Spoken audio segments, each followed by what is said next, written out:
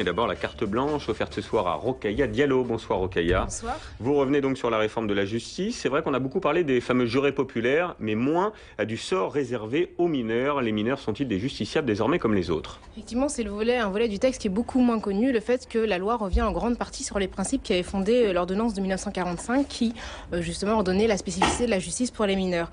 Elle a été modifiée à maintes reprises de ces dernières années et là, elle est clairement durcie avec l'idée que les mineurs sont des justiciables qu'il faut traiter maintenant comme des adultes et l'idée vraiment d'accélérer les procédures de plus en plus. Le texte prévoit plusieurs choses. La création d'un dossier unique de personnalité qui est en fait une espèce de dossier où sont regroupées les données concernant les mineurs, qui est une sorte de fichage en fait qui permet d'accélérer les procédures en ne recourant que directement au dossier. Il y a aussi la création d'un tribunal correctionnel spécial, qui est un tribunal qui est réservé aux mineurs de 16 à 18 ans qui sont récidivistes. Et ça, c'est une nouvelle disposition qui n'a pas vraiment de sens dans la mesure où il n'y a que 635 mineurs qui sont récidivistes par an, donc c'est très peu. Encore une loi d'exception. D'exception, il y a un nouveau tribunal à l'heure où la justice n'a pas vraiment les moyens dont elle a besoin pour assurer le destin des justiciables. Donc c'est quand même quelque chose d'assez particulier.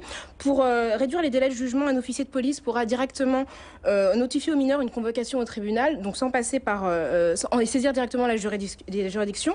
Et on s'éloigne vraiment de l'esprit de l'ordonnance de 45 parce que désormais on peut placer les mineurs, même s'ils n'ont pas récidivé, quand ils sont auteurs de faits graves, directement en centre de rétention fermé, ce qui est un petit peu une prison. Et ça rejoint un petit peu les propos de Nicolas Sarkozy qui avait dit que désormais les mineurs d'aujourd'hui ne sont plus les mêmes que ceux de 1950 en disant que un mineur de 17 ans de 1,85 m n'avait pas vocation à être jugé par un juge pour enfants, et on sait bien que la taille n'a jamais été un critère pour désigner les gens qui sont nos responsables politiques.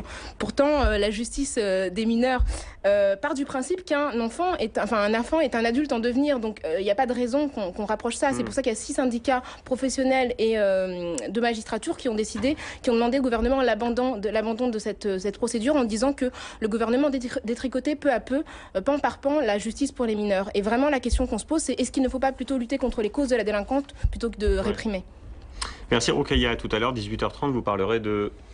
Je parlerai des prisons et de la discrimination religieuse en prison. Des prisons.